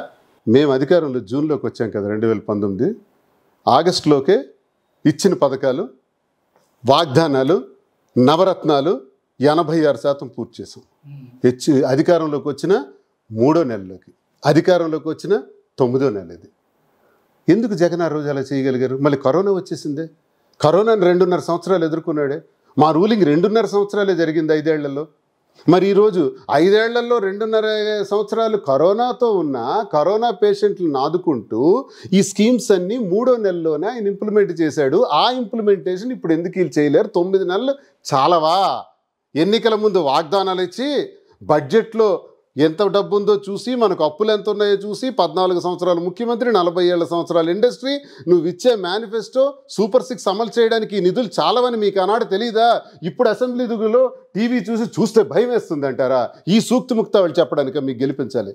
అది నమ్మి ప్రజలు ఓట్లు వేశారు. ఇప్పుడు తిప్పి కొడతారు. త్వరలో వస్తుంది. మేము మళ్ళీ త్వరలో పార్టీ చేంజ్ అవుతాయి. నాకేంటండి అవసరం? ఇప్పుడు మీలాంటి ఒక మంచి వ్యక్తి మిగతా పార్టీలకు అవసరము అనుకుని మాకు అక్కర్లేదు సార్. మాకు జగన్నాథుడి సేవే మాకు సర్వం. ఇలా అన్న వాళ్ళు చాలా మంది పార్టీలో నుంచి చాలా మంది బయటికి వెళ్ళారు. జగన్ నా ప్రాణం, నా హార్ట్ అన్న వాళ్ళు కూడా జగన్మోహన్ రెడ్డి గారిని వదిలి బయటికి వెళ్ళారు. మహా గొప్ప నాయకులే. మీరే పట్టుకున్నారండి. మీరేమో ఇప్పుడు భక్తుడు గట్టిగా మాట్లాడినోడికి ఇవ్వడం రానిస్తాడు సార్. ఇంత గట్టిగా మాట్లాడినోడికి టీ నీళ్ళు ఇస్తారు, మంచి కుర్చీ వేస్తారు సార్. ఇక నన్ను సార్ రాజకీయాల్లో ఏమైనా జరగవచ్చు సార్? ఏమైనా జరగవచ్చు. నా ఫైర్ వేరు. అంటే మీలాంటి ఒక మంచి లీడర్ కావాలనుకుని తీసుకుంటే ఒకవేళ మాధురి గారు ఏమైనా రిఫర్ చేసి అవతల పార్టీకి ఏమైనా అవసరం ఉంటదేమో అని రిఫర్ చేస్తే చెప్తారు. అంటే మీరు ఇప్పుడు పొలిటికల్ లీడర్స్ కి పడకపోవచ్చు ఏమో, మాధురి గారు ప్రేమగా అడిగితే వెళ్ళిపోవచ్చేమో తెలియదు కదా. చూడండి, నా 25 ఏళ్లలో 18 సంవత్సరాలు అపోజిషన్ చేశాను, 6-7 సంవత్సరాలే రూలింగ్ చేశాను. నాకే మీరు అనుకున్న స్వార్థం ఉంటే 25 సంవత్సరాలు రూలింగ్ లోనే ఉంటాను. ఈసారి ఏమన్నా అధికారం చూసే అవకాశాలు ఉంటాయి? నాకు అవసరం లేదు. ఆ అవసరం అనుకుంటే ఇప్పటికి నాకు వారీ రన్ అయ్యేది. అదే అవసరం అనుకుంటే నా వ్యాపారం ఏంటి? ఆ గట్స్ ఏంటండి? ఆ గట్స్ అంటే ఏం చెప్తారు సార్? అంటే అంత గట్స్ ఏంటి? ఇప్పుడు అందరూ అధికారం ఎక్కడుంటే అక్కడికి పోయే లీడర్స్ చాలా మంది ఉంటారు. శ్రీనివాస్ అంటే ఆ మొండితనం, ఆ తెగింపు, ఆ ధైర్యం. లేకపోతే నాకెందుకు మీరు వస్తారు, ఇంటర్వ్యూ చేస్తారు, నన్నెందుకు ప్రజలు కొంతమంది ఫ్యాన్ ఫాలోయింగ్ వస్తుంది? ఆ తెగింపు, ఆ కలేజావే ఇది. ఏ పార్టీకి వెళ్ళారంటారు? ఇంకా 4 ఏళ్ళు ఉంది. 4 ఏళ్ళు కాకపోతే 40 ఏళ్ళు బతుకుని దేవుడు అవకాశం అని. జగన్ బాగుంటే నేను బాగుంటాను. మాధురి గారిని ఎమ్మెల్యే చేయాలని ఏమన్నా మాధురి అవుతా అయినా నేనైనా ఒకటే. మాధురి అవుతుందంటే ఏమో మాధురి గారు ఎమ్మెల్యే కోసం ఏమేం చేయొచ్చేమో. నేను కష్టపడి మాధురి గెలుపు కృషి చేస్తా. వాణికి టికెట్ ఇచ్చే కదా. ఇంకొక పార్టీలోకి వెళ్ళి ఎమ్మెల్యేగా అయ్యే అవకాశాలు ఉండొచ్చేమో, మీరు సపోర్ట్ చేయొచ్చేమో. ఖచ్చితంగా వస్తాను, చెప్తారు. Right sir. ఇప్పుడు ప్రజెంట్ పాలిటిక్స్లో కూడా మీరు అంటే వైసీపీకి చాలా స్ట్రాంగ్ వాయిస్ అనిపిస్తున్నారు సార్. వైసీపీ పార్టీలో లీడర్స్ ఎందుకు సార్ అపోజిషన్ కంటే పక్కకి వెళ్ళిపోవడం, రిటైర్మెంట్స్ కానీ? వాళ్ళ గురించి మాట్లాడే అవసరం సార్. వాళ్ళు స్వార్థపరులు. చెరువులో కప్పలు ఎప్పుడైతే నీరు ఎండిపోద్దో బయటికి పోతారు. ఆ కప్పలు లాంటి వాళ్ళు ఫ్రాడ్స్.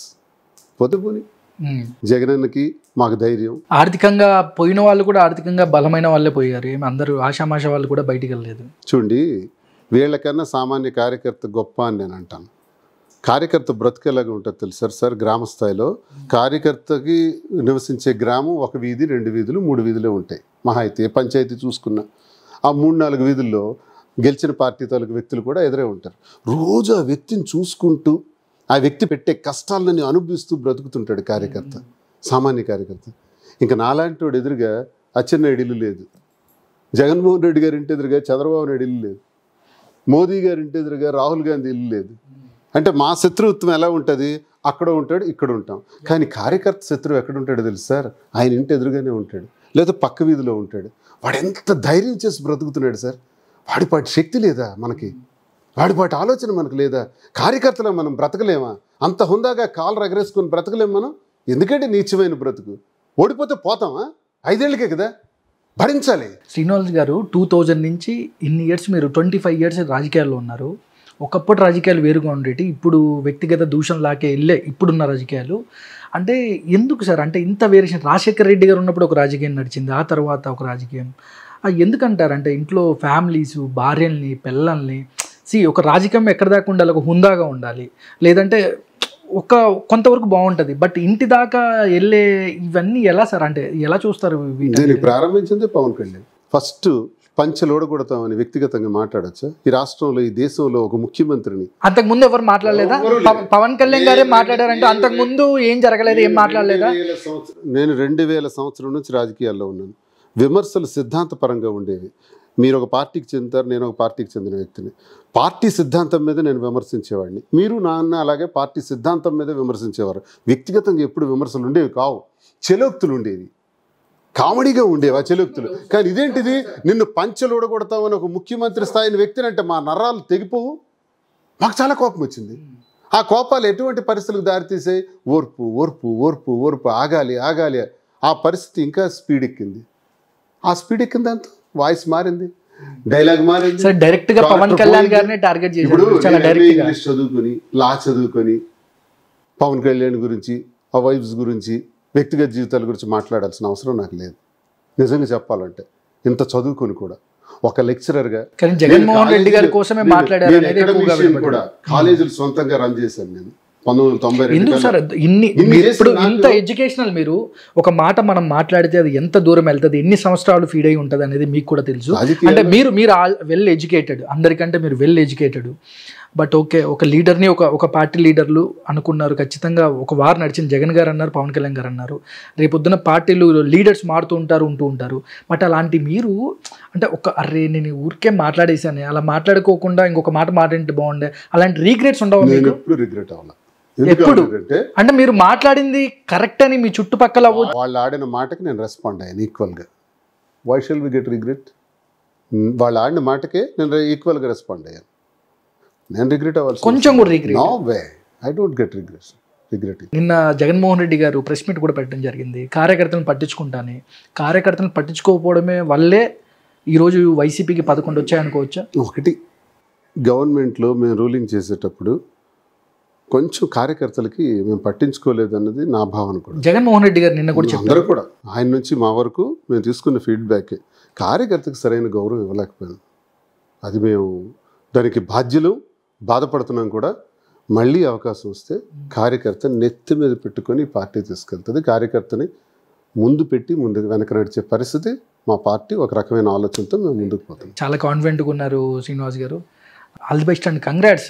మీరు ఇప్పుడు కొత్తగా మాధురి గారికి హెల్ప్గా ఒక బిజినెస్లో మీరు కూడా మీ హ్యాండ్ ఉండడం అనేది నిజంగా గ్రేట్. మీ లవ్ స్టోరీకి వస్తే, అంటే మేడం మీరు పార్టీలోకి ఇన్వైట్ చేయడం, కార్యక్రమాల్లో తిరగడము, అంటే ఫస్ట్ మేడం ప్రపోజ్ చేశారా, మీరు ప్రపోజ్ చేశారా? మాది చెప్పాను కదండి, మా జీవితాలు రోడ్డును పడిపోయిన తర్వాత గత్యంతరం లేక మేము తీసుకున్నటువంటి నిర్ణయం, ఒకరికొకరు దగ్గరయ్యాం. తనలో నేను ప్రేమను చూశాను, ఆప్యాయతను చూశాను, ఆదరణ చూశాను. నాలో ఒక మంచితనాన్ని చూశారు తను. ఇద్దరం కలిసి దగ్గరయ్యి ఉంటే సభ్య సమాజానికి వ్యతిరేకత కదా. మీరు మీ సైడ్ నుంచి మాత్రమే చెప్తున్నారు, మీ సైడ్ నుంచి 100% ఓకే, కరెక్ట్. అది మీ ఇంటర్నల్ ప్రేమ. సార్ సోషల్ మీడియాలో రిటైర్మెంట్ అయ్యే వయసులో మీకెందుకు లవ్, మీకెందుకు కలిసి, అంటే సోషల్ మీడియాలో ఎక్కువగా ట్రోల్, అది వాళ్ళ పర్సనల్ ఒపీనియన్. బట్ అంటే ఇలాంటి మాటలకి మీ సమాధానం? ఈ విమర్శలు చేసేవాడిగా వాళ్ళ తనకి అన్నలు, వాళ్ళ తండ్రులు, వాళ్ళ చుట్టాలు, బంధువులు అందరిది ఇదే స్టోరీలు. వాడికి కొంచెం లోపలికి వెళ్ళమనండి, కానీ వాడు చెప్పలేదు, నేను చెప్పాను. నాది వైట్ పేపర్, వాడు బ్లాక్ పేపర్. వాడు మచ్చలగాడు, నా మచ్చలు నేను చెప్పాను. ఇదే తేడా. వాడికి సమాధానం చెప్పవలసిన కర్మ మాకు లేదు. మా నిర్ణయం, మా ఇష్టం, మా సదుపాయం, మా వ్యక్తిగతం మేము చూసుకుంటాం. మా వల్ల ఎవరికి నష్టం ఉండదు, సమాజానికి నష్టం ఉండదు, మేము నమ్ముకున్న ప్రజలకు నష్టం ఉండదు, మా పిల్లలకు ముందు నష్టం ఉండదు. That is the matter. Right. Madhuri గారు ఎలా ఉన్నారండి? అంటే ఎంతవరకు వచ్చింది మీ బిజినెస్ వర్క్స్ అన్ని? అవుతుంది, మార్చ్ 3rd ఓపెనింగ్. యా, అంటే మీ బిజినెస్లో అంటే మీరు ఈ బిజినెస్ పెట్టడానికి ప్రధానమైన అంటే మీకు ఎందుకు ఆ థాట్ వచ్చింది శారీస్ బిజినెస్ హైదరాబాద్లో పెట్టాలి? శ్రీనివాస్ గారి వ్యాపారాలన్నీ కుటుంబ ప్రభుత్వం దెబ్బతీసిన తర్వాత నాకు శారీస్ మీద ముందు నుంచి ప్యాషన్ ఉంది కాబట్టి ఈ ఫ్యాషన్లో నాకు ప్యాషన్ని శ్రీనివాస్ గారు గమనించి నువ్వు బిజినెస్ స్టార్ట్ చేయని చెప్పి నన్ను ఎంకరేజ్ చేయడం జరిగింది.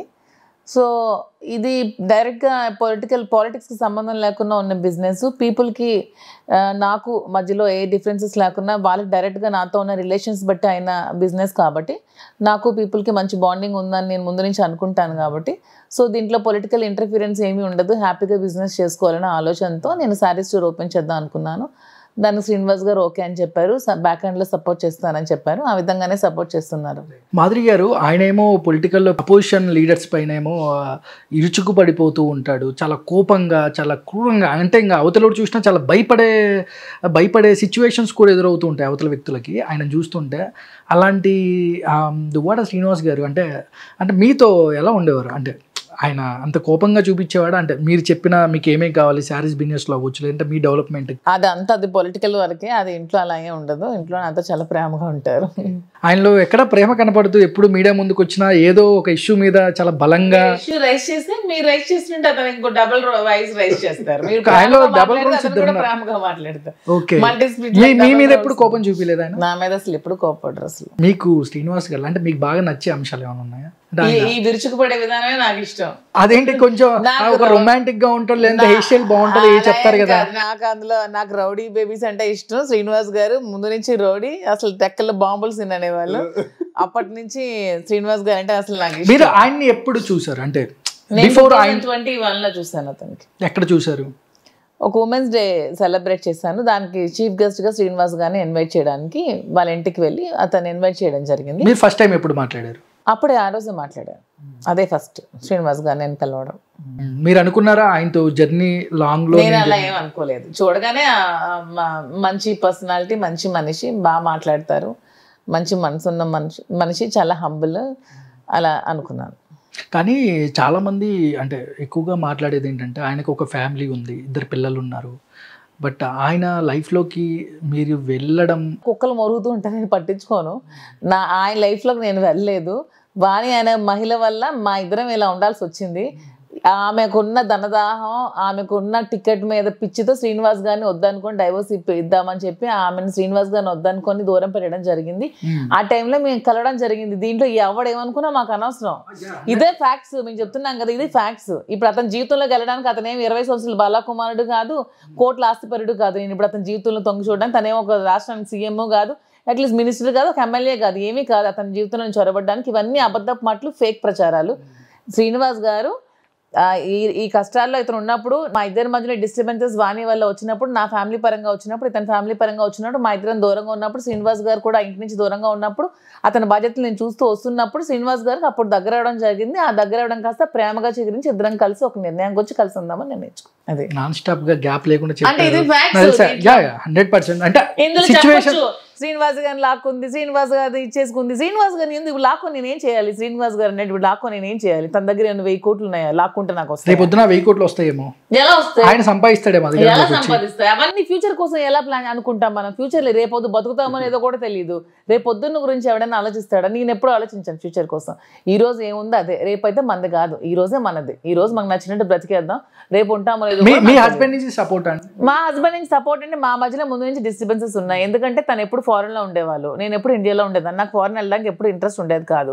ఒక 1 year 2 year వెళ్ళాను, ఇప్పుడు నాకు ఇబ్బందిగా ఉండేది ఫారెన్ లో. నాకు అసలు ఇండియాని వదిలి వెళ్ళడం నాకు అసలు ముందు నుంచి ఇష్టం ఉండదు.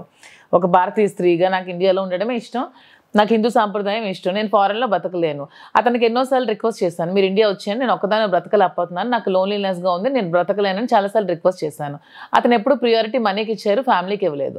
పిల్లలు కూడా చాలాసార్లు ఫాదర్ని ఇక్కడే ఉండమని చెప్పారు. అతను ఎప్పుడు he never give priority to me and family also. పిల్లల్ని ఇప్పుడు మీరు చూసుకుంటున్నారు? పిల్లల్ని నేను చూసుకుంటున్నాను, వాళ్ళ ఫాదర్ కూడా చూస్తున్నారు. మా మదర్ అండర్లో, మా ఫాదర్ మదర్ దగ్గర ఉన్నారు.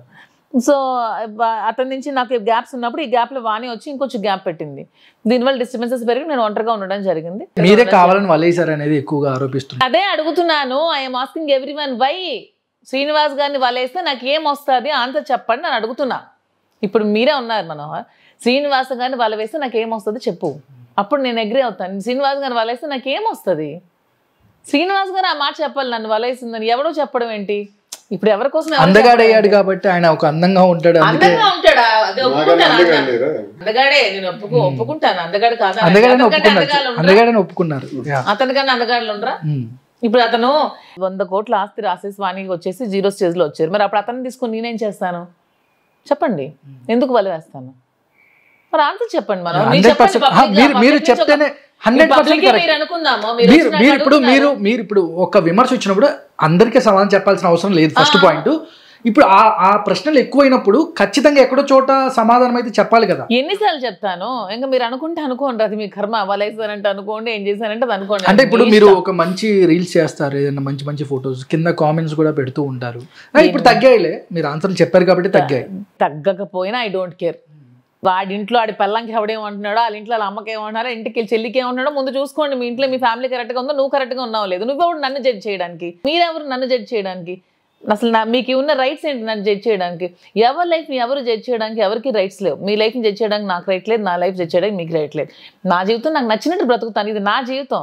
నేను ఏడుపు కారణం అవ్వలేదు, నేను నాశనం కారణం అవ్వలేదు, నీ నుంచి నేనేమి లాక్కోవట్లేదు. నాకు ఏంటి ప్రాబ్లం? ఇప్పుడు ఎవరికి ఏంటి ప్రాబ్లం? నేను పబ్లిక్ బాగున్నానో లేదా, నా దగ్గరకు వచ్చిన జనాలను బాగా చూసుకుంటాను లేదా, నేను మంచి కార్యక్రమాలు చేస్తాను నాకు తెలుసు, నా ప్రజలకు తెలుసు, నా దగ్గరగా ఉన్న వాళ్ళకి తెలుసు. ఎవరికో కోన్కేసుకు గొట్టంగాల సమాధానం ఇవ్వాల్సిన అవసరం నాకు లేదని పదే చెప్తున్నాను. ఇది నా జీవితం.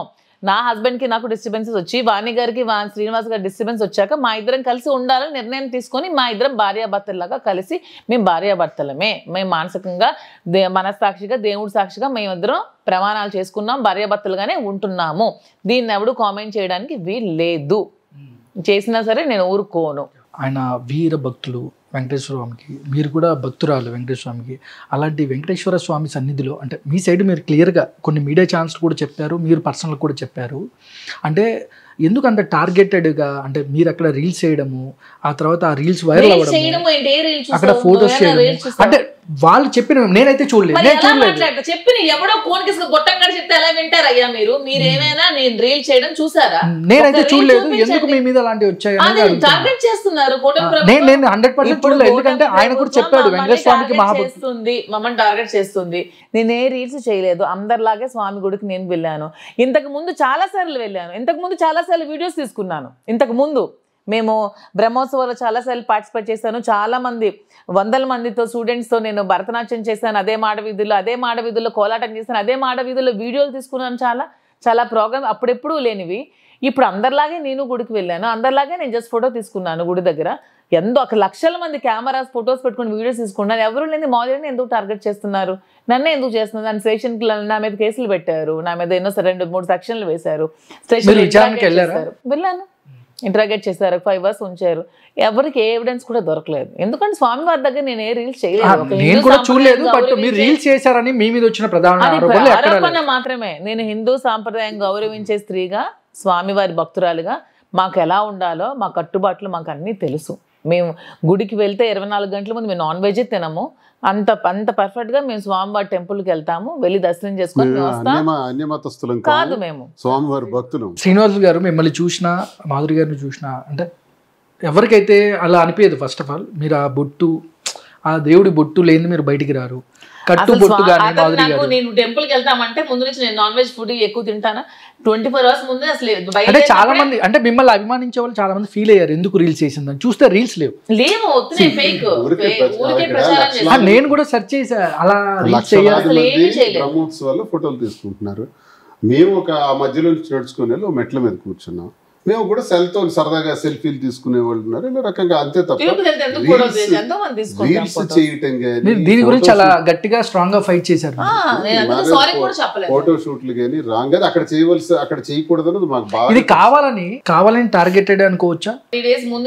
అంటే మీరు కలిసి ఉండడం ఇష్టం లేదండి చాలా మందికి. రాజకీయంగా ఇది రాజకీయ. ఇప్పుడు సర్వేలెన్స్ కెమెరాస్ టీటీడీలో మొత్తం ఉంటాయి. మేము రీల్స్ చేసినట్టు కానీ ఫోటో షూట్ చేసినట్టు కానీ వాళ్ళ దగ్గర ఎవిడెన్స్ ఉండాలి. ఉంటాయి ఒకవేళ పెట్టాలి కదా, అది లేదు. కానీ మాధురి గారు మా పర్సనల్ లైఫ్లోకి వచ్చాక అంటే ఇప్పుడు మీకు ఆయనకు ఫుడ్ కానీ టైం టు టైము అంటే మీకు ఇప్పుడు ఆయన స్ట్రగుల్లో ఉన్నప్పుడు మీకు ఎలా తెలిసింది? అంటే ఆయన చెప్తే తెలిసిందా లేకుంటే ఆయన ఫ్యామిలీ ఇష్యూస్? నేను పొలిటికల్ అతనితో ఉన్నటప్పుడే కదా ఈ స్ట్రగుల్స్ అన్ని వచ్చాయి, అన్ని చూస్తూ వచ్చాను కదా, పక్కనే ఉన్నాను కదా, నేను వాళ్ళ ఫ్యామిలీలో ఉండేదాన్ని కదా. నేను పాలిటిక్స్ చేసేదాన్ని, మహిళా అధ్యక్షురాలుగా అంటే మీరు చెప్పలేదా అడ్జస్ట్ అవ్వండి, ఒక ఫ్యామిలీ ఉండాలి, కలిసి ఉండాలి, కలిసి ఉండాలి, అనవసరంగా లేనిపోయి నిందలు వేసుకుని హ్యాపీగా కలిసి ఉండండి, డిస్కషన్స్ పెట్టాను, డిస్కస్ చేద్దాం, ఇది ఫ్యామిలీలోనే ఉండాలి, ఇలాంటి పోకూడదు మన పొలిటికల్ చాలాసార్లు చేశాను. ఆమె ఎప్పుడు వినేది కాదు. ఆమెకు ఓన్లీ ఎమ్మెల్యే అవ్వాలనే కోరిక తప్ప ఇంకేమీ లేదు. ఎమ్మెల్యే అవ్వడానికి తగిన అర్హతలున్నా బాగుండేది, ఆ అర్హత లేకే మళ్ళీ టికెట్ శ్రీనివాస్ గారికి వచ్చింది, శ్రీనివాస్ గారే మళ్ళీ ఎలక్షన్ చేశారు. మీరు ఓడిపోవడానికి ప్రధానంగా మీ వైఫ్ పాత్ర ఇంట్లో సపోర్ట్ లేదు. 100% ఇంట గెలిచి రచ్చ గెలవాలంటారు. ఇంటికి వచ్చేటప్పటికి ఆధిపత్య పోరు, ఈర్ష్య ద్వేషాలు ఎన్నికల మీద పడేవి. అవి మా ఇంటి గొడవలు ఎన్నికల మీద ప్రభావం. అందుకే ఎప్పుడు 3,000, 3,500 ఎంపీగా 3,100తో పోయాను 2019లో. 2014లోకి 3,600తో పోయాను. ఇప్పుడు లీస్ట్ చాలా తక్కువ ఓట్లతో పోయారు. ఇంట్లో గొడవలు ఇవి అడ్వాంటేజ్గా మారేవి కొంతమందికి, కొంత ఓట్ బ్యాంక్కి నష్టం జరిగేది.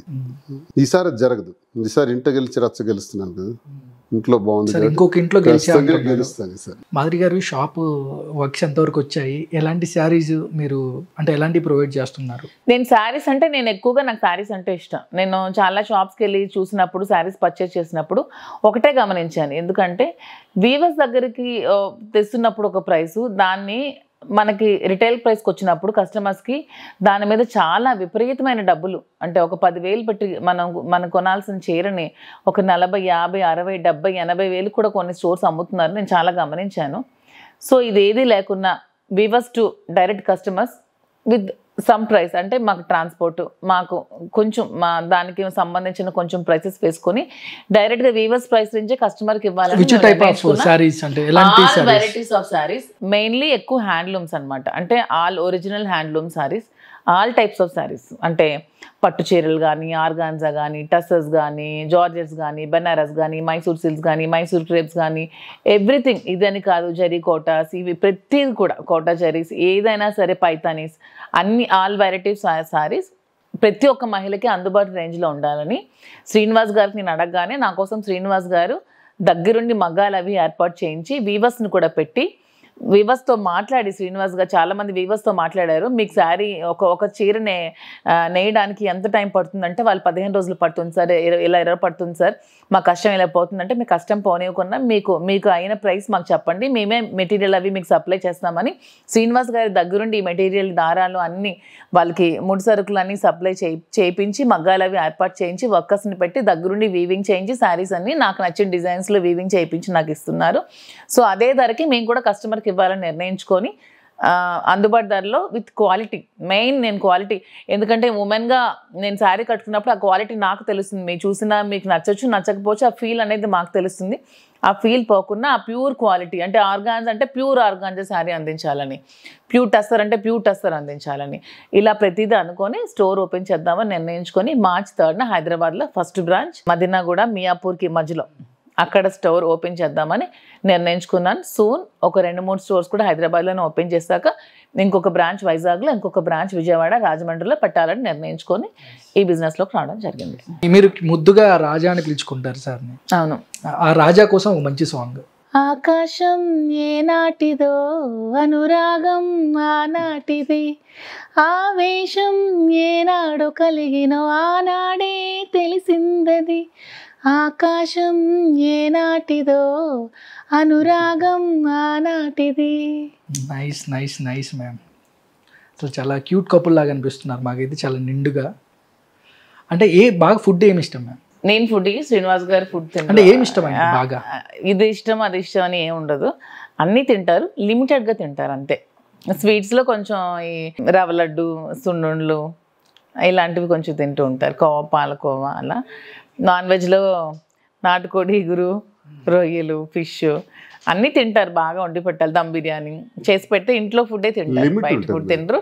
కానీ ఏదైనా సరే లిమిటెడ్గా తింటే ఆగిపోతారు. అలా చేయటం వల్ల 30 years నుంచి నా వెయిట్ 72 kgs. బీపీ లేదు, షుగర్ లేదు, ఈ రోజు వరకు మాత్రలు వాడాల్సిన అవసరం రాలేదు, భగవంతుడి దగ్గర. ఆరోగ్యం బాగుంటే చాలా ఎన్ని కోట్లు ఉన్నా ఆరోగ్యం కాతలు చేయను, భయపడను, మనసులోకి తీసుకోను, ఇక్కడికి రానివ్వను. ఇప్పుడు మా క్వారీ మేము లాస్ అయిపోయాం, 50 crores లాస్ అయిపోయాయి కదా. నేను ఒక 4 రోజులు బాధపడుతూనే ఉన్నాను. శ్రీనివాస్ గారు ఒక రోజు కూడా పట్టించుకోలేదు. ఏ రోజైతే క్వారీ లేపారో పర్మిట్ ఇవ్వమన్నారో ఆలోచించాను. Okay, clear. ఇంకా దాని గురించి 50 కోట్లు పోయింది, 100 కోట్లు పోయింది ఆలోచించుకుంటే ఏమొస్తుంది? Next step. మీకు అక్కడ 50 కోట్లు పోయినా ఇక్కడ 100 కోట్ల మాదిరి గారు. అదే భగవంతుడు ఒక లైన్ ఇస్తాడు.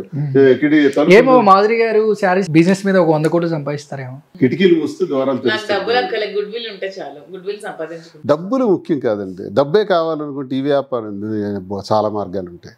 రాజకీయంగా కూడా సంపాదించవచ్చు. కానీ నాకు అవినీతి లేదు, లంచాలు లేవు, భూదందాలు లేవు, దోపిడీ లేదు.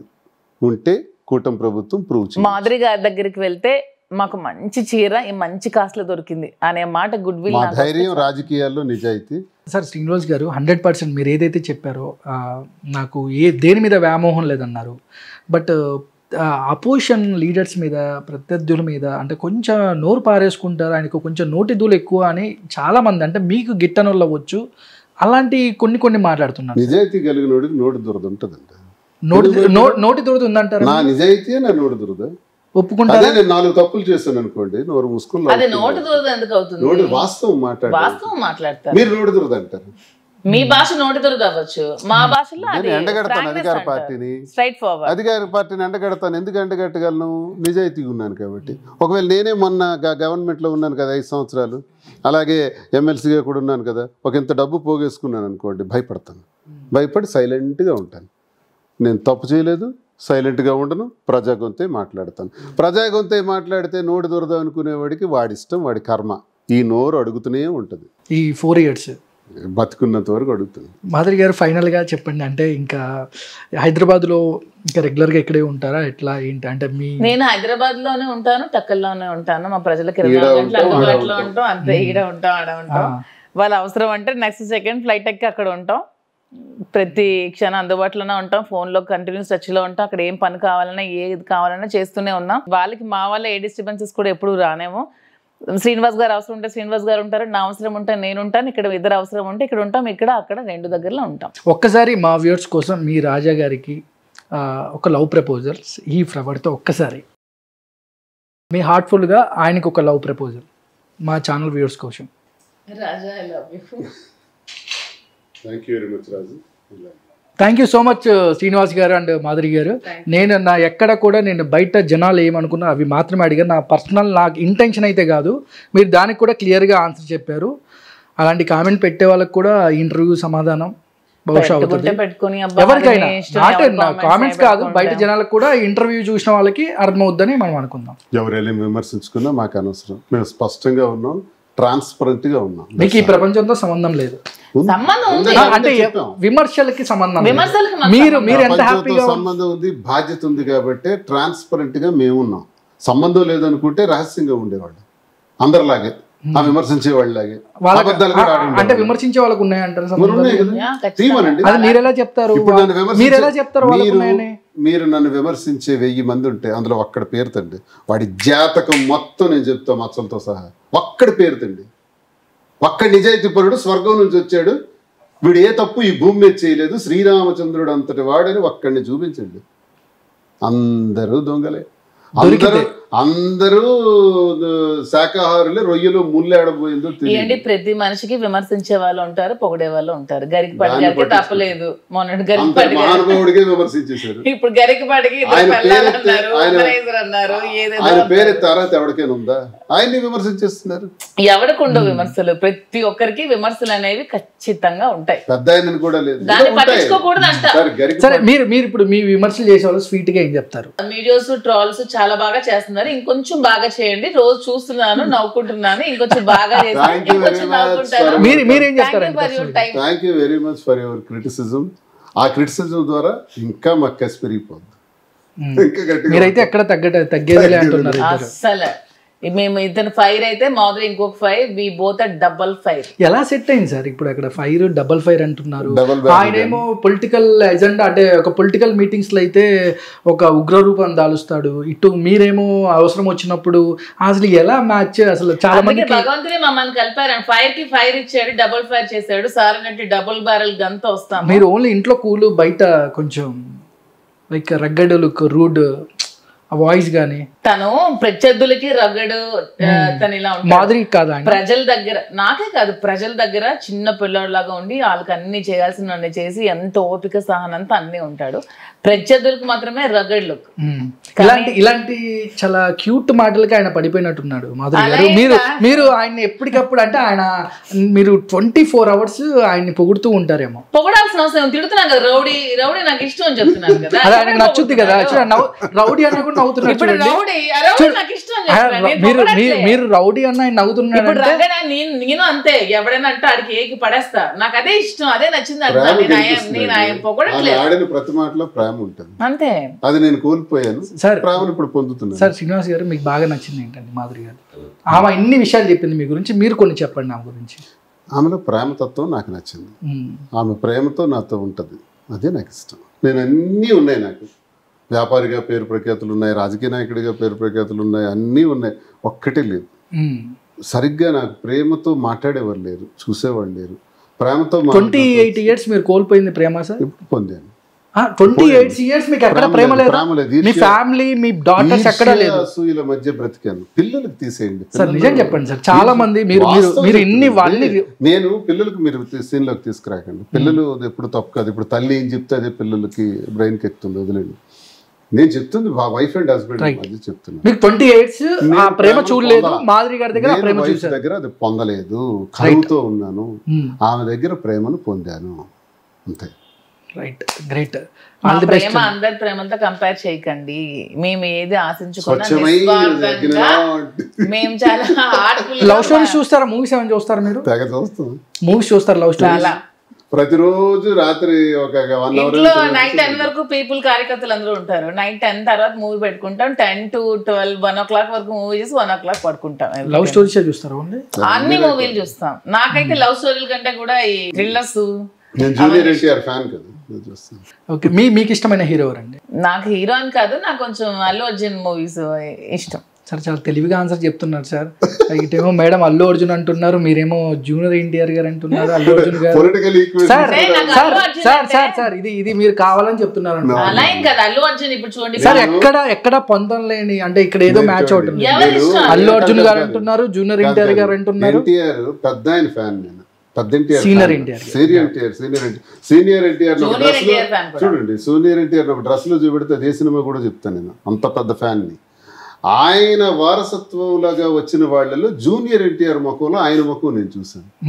కాబట్టి జూనియర్ ఎన్టీఆర్ అంటే ఒక ప్రత్యేకమైన అభిమానం రామారావు గారి తర్వాత మాకు. కాబట్టి ఇప్పుడు ఆయన సినిమా రిలీజ్ అయితే ప్రతిరోజు వెంటనే మొదటి షో వెళ్తాం జూనియర్ ఎన్టీఆర్. లేదు, కలవలేదండి, కానీ ఇష్టం నాకు. మీరు కలిసారు మేడం అల్లు అర్జున్ గారిని? లేదు, నేను ఎంతవరకు హీరో హీరోయిన్ అవన్నీ కూడా ఇష్టపడతాం అంతే.